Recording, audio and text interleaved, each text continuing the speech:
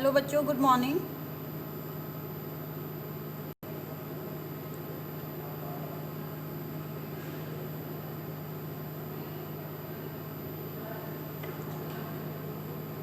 मेरा नाम अनामिका है और मैं BSc home science first semester में जो आपका सब्जेक्ट है फूड साइंस, ओके, उसकी क्लास लूँगी। तो आज हम स्टार्ट करते हैं। हमारी यूनिट फर्स्ट में हमारा फर्स्ट पार्ट है फूड। ओके, फूड क्या होता है, इंट्रोडक्शन ऑफ फूड थोड़ा सा देते हैं। आहार जीवन की प्राथमिक आवश्यकता है। हम जो आहार लेते हैं उसका शरीर में पाचन किया जाता है। प्रकृति ने विभिन्न खाद्य पदार्थों को भोजन का रूप दिया है जिसे हम कच्चा या पक्का उपयोग कर सकते हैं। ओके, तो फूड क्या है? फूड हमें हर हाल में चाहिए ही चाहिए। जीने के लिए रोटी, कपड़ा, ओके, और मकान, ये तीन हमारी आवश्यकता हैं। तो सेकंड थिंग इज़ रोटी। रोटी में क्या आ गया? हमारा खाना। ओके, तो खाना हमें हमारे शरीर को जीवित रहने के लिए चाहिए ही चाहिए। जिस प्रकार हमें हवा, जल जीवित रहने के लिए चाहिए, उसी प्रकार जो हमारा फूड है वो भी हमें जीवित रहने के लिए चाहिए। ओके, और जो भी हम आहार लेते हैं वो उसका क्या होता है, लेने के बाद हमारे शरीर में जो है पाचन होता है, जो कि हमारे ऑर्गन्स हैं, इनर ऑर्गन्स, उनके द्वारा किया जाता है। जो हमारी प्रकृति है, प्रकृति ने क्या किया है, हमें भोजन का रूप दिया है। कुछ जो हमारा भोजन है उन्हें पका के खाते हैं, कुछ को कच्चा खाते हैं। जैसे कि हम मूली है, मूली को हम क्या करते हैं, हम कच्चा भी खा सकते हैं। गाजर को कच्चा भी खा सकते हैं, पका के भी खा सकते हैं। और जो दालें हैं उन्हें हम पका कर खाते हैं। ओके, तो प्रकृति ने इस तरीके से हमें विभिन्न प्रकार के भोजन दिए हैं। ऐसे पदार्थ हमारे पाचक अंगों द्वारा पचा लिया जाता है। जो हमारे पाचन अंग हैं, जो अंदर हमारे लीवर है, ओके, और आंत है हमारी, ये कौन से हैं हमारे अंग? पाचक अंग हैं। इनके द्वारा जो है हमारा भोजन पचा लिया जाता है, जिनसे ऊतकों का निर्माण एवं पोषण होता है। ऊतक मीन्स जो भी हमारे टिश्यूज़ होते हैं, ऑर्गन्स होते हैं अंदर, उनका जो भी हम खाना लेते हैं उससे क्या होता है, उसका निर्माण होता है और उसका पोषण होता है। समस्त संसार के प्रत्येक जीव का शरीर निरंतर आंतरिक एवं बाह्य रूप से कोई ना कोई कार्य करता है। जितने भी हमारे संसार में जीव हैं, चाहे वो इंसान हो, चाहे वो जानवर हो, वो कोई ना कोई कार्य करते रहते हैं। चाहे वो आंतरिक अंदर में इनर वे में हो और चाहे बाह्य रूप से हो।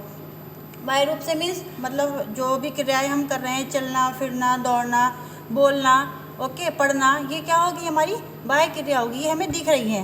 और जो आंतरिक क्रिया है वो हम उसको नहीं देख पाते हैं। ठीक है, तो लेकिन जो भी हम फूड ले रहे हैं वो ऐसा होना चाहिए कि जिससे हमारे जो भी बॉडी में टिश्यूज़ हैं, ऑर्गन्स हैं, वो उनके द्वारा उन्हें पचा लिया जाए। ओके, और हमारे टिश्यूज़ का, नए नए टिश्यूज़ का हमारी बॉडी में निर्माण होता रहता है रोज़।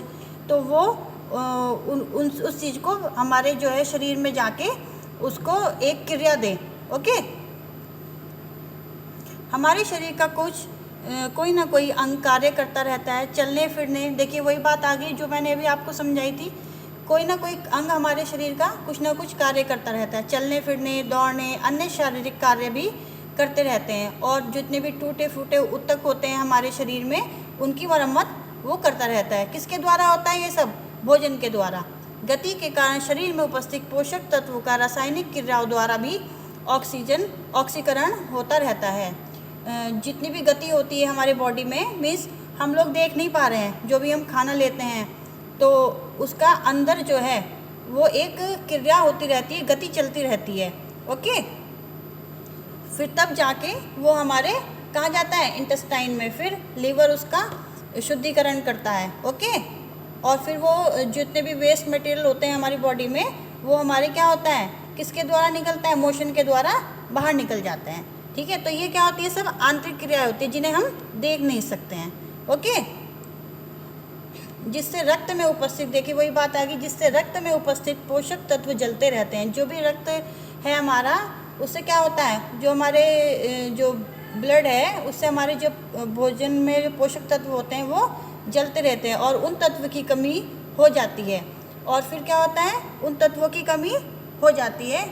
किन तत्वों की कमी? जो रक्त में उपस्थित जो भी पोषक तत्व हैं जो क्या होते रहते हैं, वो जलते रहते हैं, उन तत्वों की कमी हो जाती है। उसका जो पोषण है या फिर ये कह लीजिए उसको पूरा कौन करता है, पूर्ति कौन करता है हमारे शरीर में? भोजन। ओके, भोजन द्वारा हमारे शरीर की संरचना तथा मरम्मत के लिए विभिन्न पोषक तत्व मिलते रहते हैं, जिनसे हमें शक्ति मिलती रहती है और हमारे शरीर के विभिन्न अंग अपना कार्य सुचारू रूप से करते रहते हैं। अगर हम खाना नहीं खाएंगे तो क्या होगा? हमें कमजोरी आ जाएगी।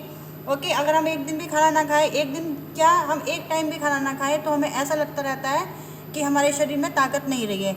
ओके, और ना ही हमारे शरीर में ताकत नहीं मिलेगी तो हमें क्या होगा? हम चिड़चिड़े होंगे, कोई भी काम करने का हमारा मन नहीं करेगा। ओके, तो क्या है कि हमें भोजन जो है मिलता रहना चाहिए, जिसके द्वारा क्या करते रहे, हम हमारे जो दैनिक कार्य हैं हम उन्हें पूरा करते रहे और हमें शक्ति मिलती रहे और हमारे शरीर के विभिन्न अंग जो हैं अपना कार्य अच्छे से करते रहें। हमारे भोजन से ही टूटे ऊतकों का निर्माण कार्य के पदार्थ प्राप्त होते हैं। ओके, हमारे जो शरीर भोजन के द्वारा क्या होता है, जितने भी हमारे ऊतक होते हैं, टिश्यूज़ होते हैं, वो हमारी बॉडी में क्या होते हैं, जो टूटते रहते हैं, उनके पुनः निर्माण के लिए हमें किस चीज़ की आवश्यकता होती है? भोजन के लिए और पोषक पदार्थों की। ओके, जो किससे मिलते हैं? हमें भोजन से मिलते हैं। अब हम थोड़े से भोजन का अर्थ और उसकी परिभाषा समझ लेते हैं। भोजन का अर्थ क्या है? सुनिए, भोजन ग्रहण करना प्रत्येक मनुष्य के दैनिक जीवन की एक महत्वपूर्ण प्रक्रिया है। अलग अलग धर्म, जाति, आर्थिक स्तर व अलग अलग जलवायु में रहने वाले लोग अलग अलग तरह का भोजन लेते हैं। मीन्स क्या है? भोजन ग्रहण करना प्रत्येक मनुष्य की दैनिक जीवन की एक महत्वपूर्ण प्रक्रिया है। हर व्यक्ति को क्या है, रोज़ हमारे दैनिक जीवन में भोजन ग्रहण करना ही है, ये एक हमारे जीवन की महत्वपूर्ण प्रक्रिया है। अलग अलग धर्म, जाति, आर्थिक स्तर में कोई अच्छे स्तर का भी होता है, कोई लो स्तर का भी होता है, तो सबका जो खान पीन का स्तर है वो एक जैसा नहीं रह पाता है। ठीक है, लेकिन कुछ लोग, अब ऐसा नहीं है कि प्रकृति ने हमें महंगी चीज़ खाने से ही हमें हमारा पोषण मिलेगा। जैसे कि हमें हरी सब्जियों के द्वारा क्या होता है, विटामिन ए मिलता है भरपूर मात्रा में, और उससे क्या होता है, हमारी आँखों की रोशनी अच्छी रहती है और हमारे जो शरीर में जो है ब्लड की कमी भी नहीं होती है। ओके, और अगर हम दूसरे वे में बात करें तो बादाम खाने से हमारे स्किन, हमारा दिमाग, हमारी आँखें, ये सब अच्छी रहती। तो ज़रूरी नहीं है कि हम अगर महंगा भोजन ही खाएंगे तो ही हमें ये सब चीज़ मिलेगी। हमारी प्रकृति ने हमें हर तरीके की, जो लोग आर्थिक स्तर जिनका सही नहीं है उनके लिए भी हर तरीके के भोजन का जो है निर्माण किया है। और ज़रूरी नहीं है कि हम बहुत महंगा भोजन खाएं तभी हम अपने जो है शरीर की जो है विटामिन, मिनरल्स, कार्बोहाइड्रेट, इन सब की पूर्ति कर सके। ठीक है, निम्नलिखित परिभाषाओं से ये स्पष्ट भी हो सकता है। तो सुनिए, भोजन क्या है?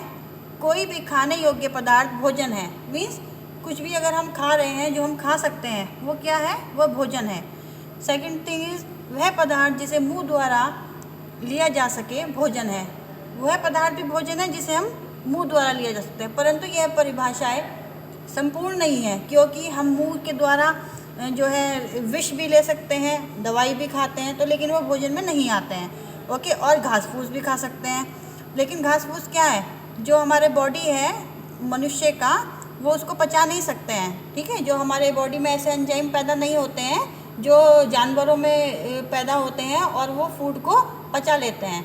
तो हम जो है, हमें ये भी देखना है कि हम जो भोजन खा रहे हैं वो हमारे खाने योग्य है या नहीं है, उसको हमारे शरीर में पोषण होगा उसका जाके हमारे शरीर में या नहीं होगा, या हमारे जो पाचन तंत्र है उसमें ऐसे एंजाइम मौजूद हैं या नहीं कि जो इसको पचा सके और हमारी बॉडी को उस भोजन का मीन्स पोषण दे सकें।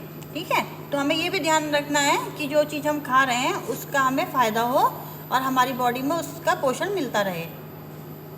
ये देखिए, एक हेल्दी फूड की एक मैंने आपको एक थाली दिखाई है, यहाँ पे प्लेट। हेल्दी फूड स्नैक्स में क्या क्या आता है? दही भी है, देखिए इसमें रोटी भी है, चावल भी है और दाल भी है, ठीक है, सब्जी भी है, चपाती भी है और एक स्वीट डिश भी है। तो ये हमारी एक हेल्दी डाइट की, एक हेल्दी मील की एक डाइट है जो हमें लेनी ही चाहिए। हमारे जो फूड है उसमें वो इन्वॉल्व हमें करना ही चाहिए। ओके, किसी भी पदार्थ को भोजन कहने से पूर्व यह जानना आवश्यक है कि वह हमारे शरीर के लिए उपयोगी है या नहीं, शरीर उसका पाचन व अवशोषण करने में समर्थ है या नहीं। भोजन की सबसे उपयुक्त परिभाषा इस प्रकार दी जा सकती है। अब सुनिए परिभाषा क्या है भोजन की। कोई भी पदार्थ जो भी मुंह द्वारा लिया जा सके तथा शरीर के लिए उपयोगी सिद्ध हो वह भोजन है। अभी पहले बताया गया था कि कोई भी पदार्थ जिसे हम मुंह द्वारा लिया जा सके, लेकिन इसमें ये जो पॉइंट ऐड किया है, अब ये देखिए ध्यान से सुनने वाली बात है, शरीर के लिए उपयोगी सिद्ध हो वह भोजन है। जो भी हम फूड ले रहे हैं वह हमारे शरीर के लिए क्या होना चाहिए, उपयोगी होना चाहिए। मीन्स उससे हमें minerals, fibres, vitamins, carbohydrate, fat सब चीज़ मिलनी चाहिए, तभी वह भोजन एक शुद्ध भोजन और अच्छा भोजन कहलाता है। ठीक है, अब देखिए भोजन की उचित परिभाषा। जो शरीर में ग्रहण किए जाने के पश्चात ऊर्जा उत्पन्न करते हो। मीन्स जो भी खाना हम ले रहे हैं उसे खाने के बाद क्या होता है, हमें कार्य करने के लिए क्या चाहिए, शक्ति चाहिए। उसके लिए क्या हो हमारे शरीर में उत्पन्न होना चाहिए, ऊर्जा उत्पन्न होनी चाहिए, तभी तो हम कार्य कर पाएंगे। और रोज़ हमारे तंतुओं का निर्माण तथा पुराने टूटे फूटे तंतुओं की मरम्मत होनी चाहिए। ठीक है, शारीरिक क्रियाओं पर नियंत्रण होना चाहिए तथा शरीर के लिए आवश्यक यौगिक के बनाने में सहायता प्रदान करते हो वह भोजन कहलाते हैं। अब क्या है कि जो भी जितने टूटे फूटे जो हमारे टिश्यूज़ होते हैं उनकी मरम्मत हो हमारे शरीर में, हमारी वृद्धि होनी चाहिए शरीर में। ठीक है, और हमारे बॉडी का संतुलन बना रहना चाहिए। ये नहीं कि हमारे कोई भोजन एडिमा हो जाता है, जैसे जिसमें आपने देखा है ना, और क्या होता है उसमें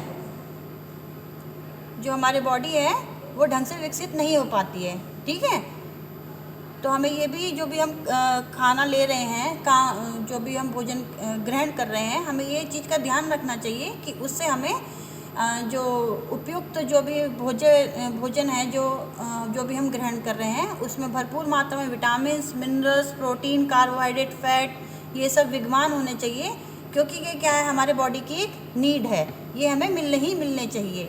जब तभी अगर हमें फूड से मिलेंगे तभी हम क्या कर पाएंगे, अपने पूरे दिन हम जो है जोश से भरे रहेंगे, सारे कार्य करेंगे और हम जो है लो फील नहीं करेंगे। अब क्या है, चैम्बर डिक्शनरी के अनुसार भोजन का अर्थ निम्नलिखित शब्दों में समझाया गया है। भोजन वह है जो पचाया जा सके, भोजन वह है जो वृद्धि में सहायक हो और शरीर द्वारा ग्रहण किए जा सकने तथा पचाने योग्य वह सभी पदार्थ भोजन कहे जा सकते हैं जो व्यक्ति की शारीरिक वृद्धि एवं विकास की प्रगति में सहायक है। देखिए वही चीज़ अभी बताई गई है इसमें जो मैंने अभी समझाई थी। भोजन का अर्थ निम्नलिखित शब्दों, भोजन वह है जो पचाया जा सके। मीन्स जो भी हम भोजन खा रहे हैं हमें इस बात का ध्यान रखना है इसमें कि वो ऐसा भोजन होना चाहिए जो हमारी इंटेस्टाइन है और जो हमारे अंदर पाचन तंत्र है उसमें ऐसे एंजाइम पैदा हो सके कि वो हमारे जो भोजन है उसको पचा सकें। ठीक है, फिर क्या है इसमें जो वृद्धि में सहायक हो। मीन्स जो भी हम भोजन खा रहे हैं भाई हमें छोटा तो रहना नहीं है ना, छोटे से लेकर हम जब तक बूढ़े होते हैं तब तक हमारे शरीर में, बॉडी में कुछ ना कुछ चेंजेस आते रहते हैं। मीन्स वो वृद्धि में भी सहायक होना चाहिए। ठीक है, हमारी बुद्धि, जो हमारी ब्रेन है वो डेवलप होना चाहिए और हमारी जो आँखों की रोशनी है वो बनी रहनी चाहिए, हमारे शरीर में जो है खून की कमी नहीं होनी चाहिए। इन सब का हमें ध्यान रखना है। तो हमें इस तरीके का भोजन खाना है जो हमारे मीन्स हमें टेस्टी भी लगता हो, क्योंकि टेस्ट तो हर कोई खाना चाहता है। ओके, तो जो हमें टेस्टी भी लगता हो और क्या है वो हमारी वृद्धि में भी सहायक हो, हमारे जो ऊतक है उनका भी निर्माण करता रहना चाहिए और हमारे विकास की प्रगति में भी सहायक हो। ठीक है, अब ऑब्जेक्टिव क्या है, फूड का ऑब्जेक्टिव क्या है हमारे किसमें, स्टडी में। खाते तो सभी हैं खाना, लेकिन मेन थिंग इज़ दैट कि हमें ये पता रहना चाहिए कि हम जो भोजन बना रहे हैं, पका रहे हैं, उसे कितना पकाना है, उसे किस तरीके से पकाना है। ये नहीं है कि हमने अगर जो है साग बनाया है, जैसे पालक का साग बनाते हैं या पालक की सब्ज़ी बनाते हैं, तो उसे हमें कितनी देर तक पकाना है। ये नहीं कि आप उसे पका रहे हैं, जला रहे हैं, उसके सारे विटामिन सी नष्ट हो जाएंगे, तो फिर फ़ायदा क्या है पालक की सब्ज़ी खाने का, हरी सब्जियों को खाने का। ओके। या फिर अगर हमने पालक कहा गया हमें साग बनाना है फॉर एग्ज़ाम्पल, तो आपने अगर पालक को उबाला है और उसका जो पानी बचता है उसको फेंक दिया, तो उससे क्या हुआ, सारे विटामिन तो मिनरल्स तो निकल ही गए, तो फिर उस जो हमारे पास सब्जी बची है उसका तो कोई फ़ायदा ही नहीं है। तो उसको क्या करना चाहिए, इन सब चीज़ों बातों का हमें जो भोजन पकाते वक्त हमें ये ध्यान रखना चाहिए। यही हमारे फूड का ऑब्जेक्टिव है कि जो भी भोजन हम ले रहे हैं या बना रहे हैं या पका रहे हैं या खा रहे हैं, उनसे हमें क्या मिल रहा है। तो आइए देखते हैं। भोजन हमारे शरीर को पोषित करता है, किंतु भोजन कहा जा सकने वाला हर पदार्थ भिन्न भिन्न पोषण योग्यता एवं क्षमता रखता है। ठीक है, जो भी हम भोजन हम ले रहे हैं, शोषित कर रहे हैं अपनी बॉडी में, वो कहा जा सकने वाला हर पदार्थ भिन्न भिन्न पोषण, मतलब वही बात जो भी मैंने समझाई आपको कि हर, जैसे ग्रीन वेजिटेबल्स हैं तो उसमें क्या होता है, भरपूर मात्रा में विटामिन ए होता है, जो क्या होता है हमारी आँखों की रोशनी तेज रखने में। विटामिन सी हमारी किस चीज़ के लिए उपयुक्त होता है, विटामिन सी हमारे स्किन के लिए, और क्या होता है, इम्यूनिटी डेवलपमेंट करने के लिए सबसे ज़्यादा इम्पॉर्टेंट होता है।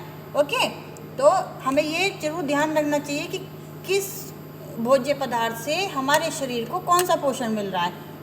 अगर हम ज़्यादा खाएंगे किसी भी भोज्य पदार्थ को तो वो भी गलत है, और कम खाएंगे तो नुकसान है ही है। ठीक है,